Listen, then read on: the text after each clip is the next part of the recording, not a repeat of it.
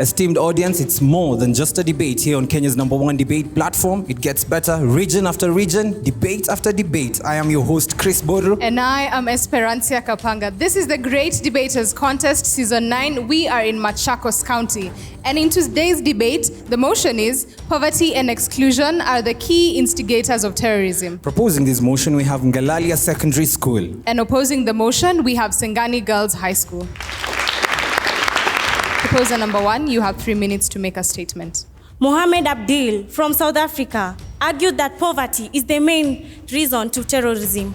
I am Lucy Melissa from Ngalalya Secondary School, and a family proposed the motion that says poverty and exclusion are the key instigators of terrorism. First and foremost, by understanding the key words in the motion, poverty, exclusion, instigator, and terrorism. First of all, poverty. It is the state of lack of basic needs like food, clothes, and shelter. On the other hand, exclusion. It is the state of an individual or community being denied the opportunity to engage in facility activities that will make them to develop upon themselves. On the other hand, terrorism. It is the unlawful act of violence and intimidation towards innocent people. I will start by saying poverty. And through poverty, we find unemployment of people. There is a group in Kenya that we have slums like Mathare, Kibera, and yet we have rich classes of people where they live in Runda, Westlands, Uplands, and there are people in Mathare, they don't have the basic needs that you might find a group of people through integration might join terror groups like Boko Haram, Al-Qaeda, Al-Shabaab, and it's evident that 27% of the people who join into this Boko Haram, Al-Shabaab, they are said not to be employed, and yet we say that terrorism will not lead through from poverty. My ladies and gentlemen, I say poverty will lead to terrorism.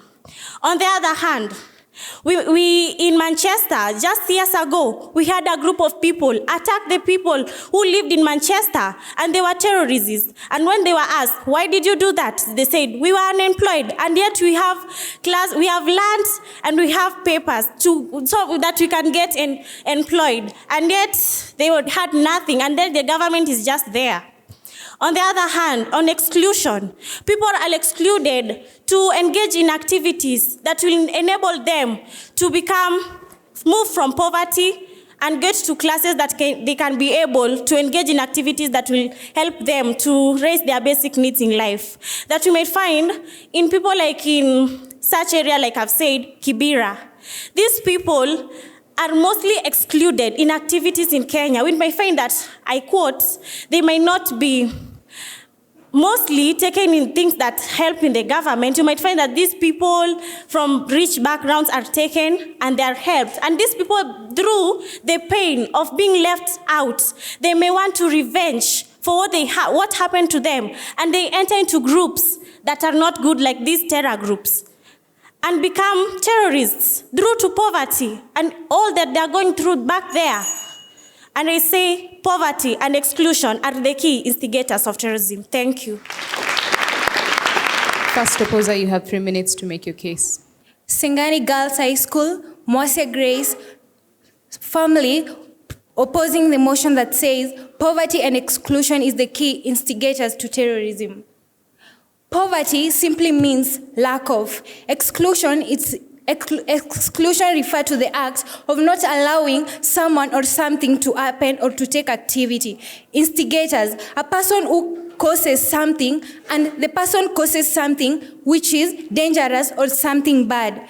To my first point, unemployment. Unemployment can also lead to terrorism. Let's take, for instance, we have youths. In our country, most of the youths are not employed. This is because in our country, we lack job opportunities for the youths. Poverty only cannot cause terrorism. I'm a youth, I don't have a job. What do I think of? I think of the negative things that can harm human beings. Even negative things can harm the environment. For instance, drug trafficking. Drug trafficking is a dangerous business. we see that most of the youths in our country engage in drug trafficking. This is because they lack something important to do that can help the society or that can develop the society. For instance, in Kenya, we find that youths who are engaged in terrorism, they lack jobs. The government is unable to provide job opportunities for the youths. To my second point, greed. We have people in our country who are rich, but these people are not satisfied with the resources or the things that they have. They want more and more. We have people in our country who are in the government seats. They still want more and more. Corruption is there. Corruption, you are rich. Why should you engage yourself in corruption? You are rich, you have money, you have everything. Why should you engage yourself in something that will harm, even something that cannot develop the country? Poverty only does not cause terrorism. Still, we have leaders in the government, in our government and in other countries. These leaders, the leaders have good families. The leaders have other business. We can take, for instance, a governor or a senator. The senator has already occupied a seat in the government, but we see that the governor or the senator still have other jobs. Apart from he or she has an opportunity in the government, still have other businesses. We see that business that can harm people or the people you lead, it's drug trafficking, as I said at first. So I don't agree. I totally disagree that poverty only can cause terrorism. I raise my case. Second proposer, you have 3 minutes for cross-examination. On the contrary fact that poverty and exclusion are the key instigators of terrorism. Princess Anjoki from Ngalalya Secondary School. How would you feel if you burn the midnight oil and still not get employed? How would you feel if you burn the midnight oil and qualify for the most top job position and still deny the opportunity simply because you are a part of the minority? The frustration, the exclusion of them to target those other civilians who they perceive are complicit with the government policies, especially if those civilians benefit tremendously from the government. The alienation, hatred, envy that result from the political and social economic drive, the terrorism into radicalization and support terrorism. Exclusion causes them to band together, and they form these Taliban groups. And they say, as they all say, birds of a feather flock together. Pope Francis in the year 2015 visited Kenya and addressed the crowd at St. Joseph Kangemi. And he said that poverty is one of the things that do lead the Kenyan youth into these groups. If I was poor, would my first thing be to report terrorist activities and attacks that do happen? Or will my first thing be to cater for my needs? Definitely, I will cater for my needs first. Simply because I have a family. Let me give an example. If I do have a family, I don't want to lose my family. I need to educate my children. I'll totally join the group. Yeah. Let me give an example with an attack that did happen in the Westgate shopping mall in the year 2013, 21st of September, Saturday. The soldiers were sent to go and save their victims. What did they do? They end up looting up the wall simply because they were poverty-minded people. Let me give an example. The Taliban, the terror groups, do use those people with poverty-minded people to get their basic needs simply because they do want to get other things of them for themselves. And in addition, let me give an example with a Maseno University student. This student, who was a lawyer, he studied law. He wasn't a lawyer, he studied law.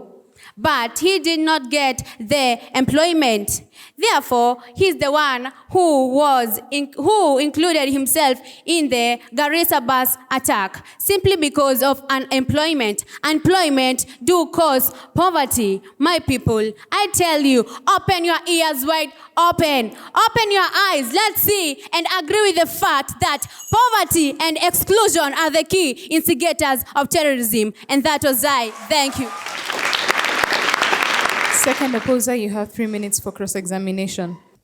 Still from Sengani Girls, I'm Perpetual Mikali, here to strongly oppose the motion that poverty and exclusion are the key instigators of terrorism. First of all, do you have the data, the proof, the statistic that poverty is the real issue why people are entering into terrorism, why these groups are being formed? Then, onto my first point, employment. Being employed does not simply mean that you are stinky rich. Remember, money evaporates. It is there to be used. Then we are Kenyans. We are not satisfied by what we have. We go for other deals. We go for deals where they are illegal. We join organizations which are there to attack other institutions just for the sake of money. Because we are not satisfied with what we have. We have the employment, we have the money, but satisfaction is not there in us.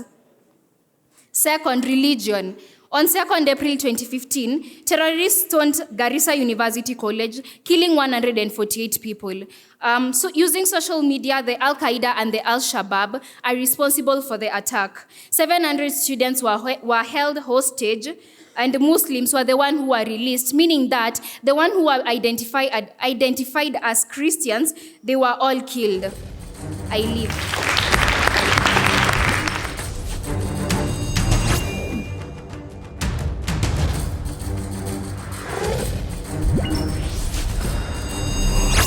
The proposers have been asked if poverty is the key instigator of terrorism, then where do they get the money to obtain ammunition that they use in terrorist attacks? The opposers have been asked if not poverty and exclusion, then what else leads to terrorism in our countries? Opposer number 3, you have 3 minutes to respond. Joseph Ombati is my name, from Ngalalya High School. To the first question, where do they get out money? This is because the money is gotten from big chunks of people like the Arabian countries who are rich and support the terrorism. This is because they have reached to a point of self-actualization. This is a state where you can be able to cater for your tertiary, primary, tertiary, and secondary need. And so they are able to satisfy their wants, and so the remaining some huge amount of money they want to use it and to see how it can make an impact to the world. First and foremost, self-actualization can lead to want of being a leader. Like Uhuru, we have he's beyond. He has reached self-actualization, and so it can lead to positive or negative effect. Negative effect is whereby one can decide to join Al-Shabaab and to fund by buying guns and even paying for the people. I pose a question to the audience.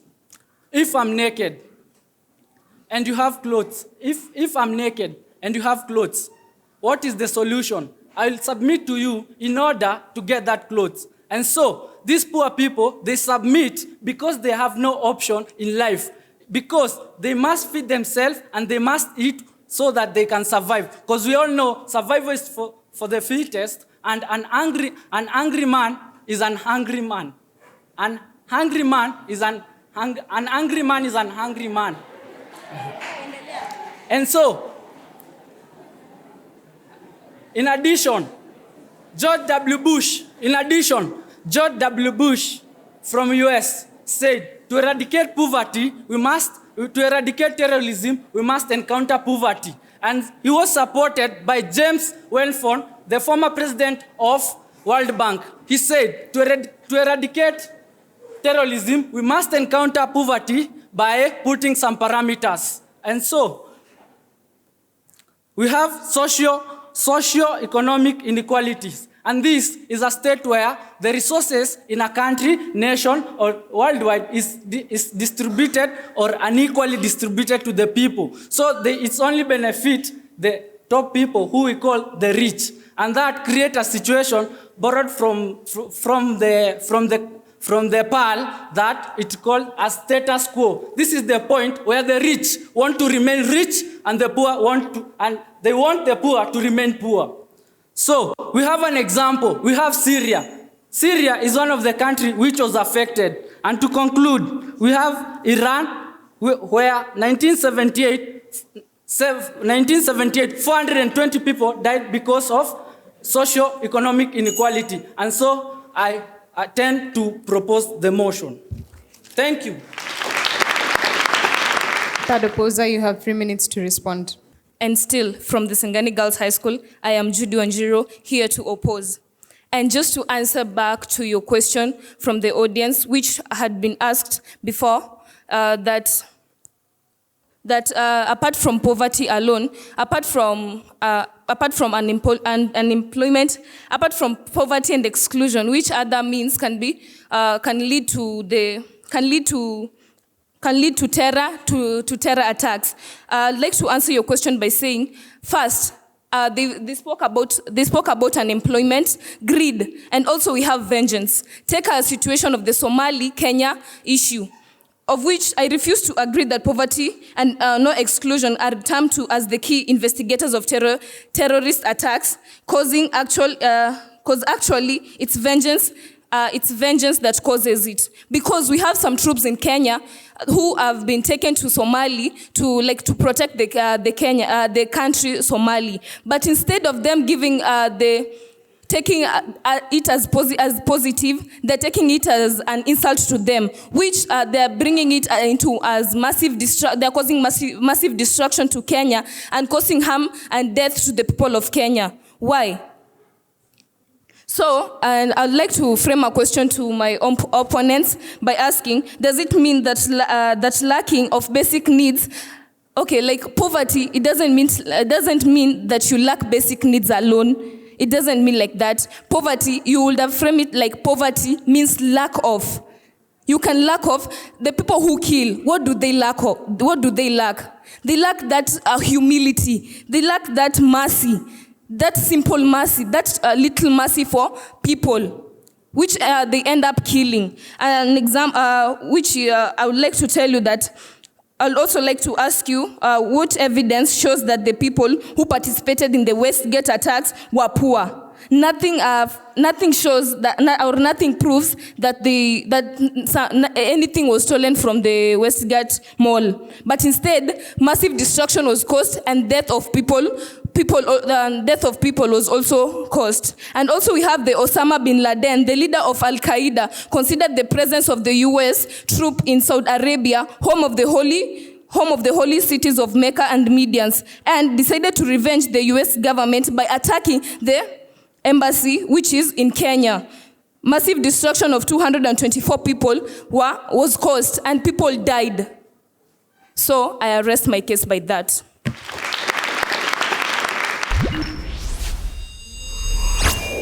Proposition, you have 1 minute for your final submission. Ladies and gentlemen, I come back once again. I want to challenge my fellow opponents.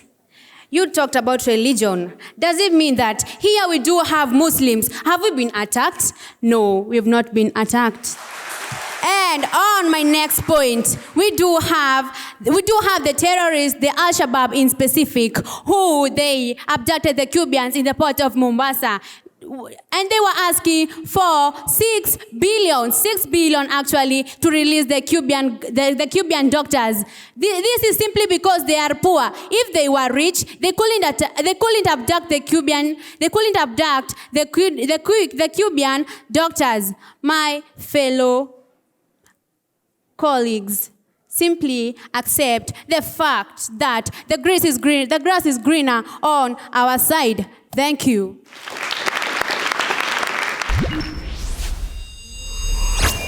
Opposition, you have 1 minute for your final submission.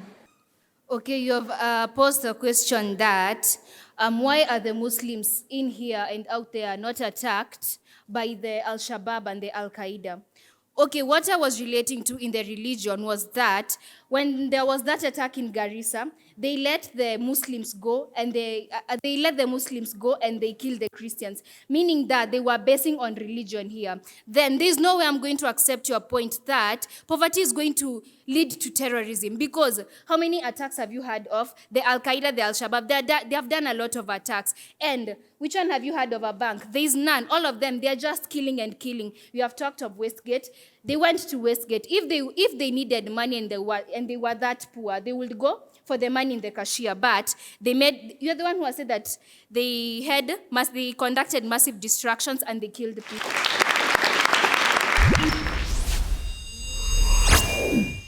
Melissa, you had a good introduction. Check on the sources. Joseph, there is something you said about they get money from people who have self-actualized. I actually found you to be so widely read. I mean, there are things you mentioned here which I encountered in university. So you're a smoking intellectual, my friend. So what I want you to do is you do more research again so that you can come up with examples which go hand in hand with the motion. But overall, you came out so strongly in that group. Kudos. Finally, Princessa, your role too was to rebuttal. That did not come out well. So it again worked on your style and presentation. But the confidence, the coherency of argument seen in you guys shows that you have all it takes. May the most outstanding team win. To Sengani girls, the battle was more or less to try and demonstrate that poverty and exclusion are not the key instigators. There are others, and I think you brought them well. The point that I really like from you people is that greed is a key driving factor, which I think most of you really tried to explain. Then you brought out the element of vengeance and the fact that poverty goes beyond financial poverty, which I think are some of the points that I really like. All in all, I think the two teams tried their best. May the best team win. Thanks. All right, and now down to the numbers. This one was a very, very, very tight race.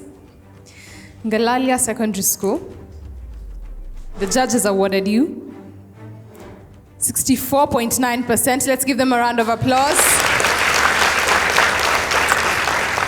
Sengani girls, the judges awarded you 64.6%. Let's give them a round of applause.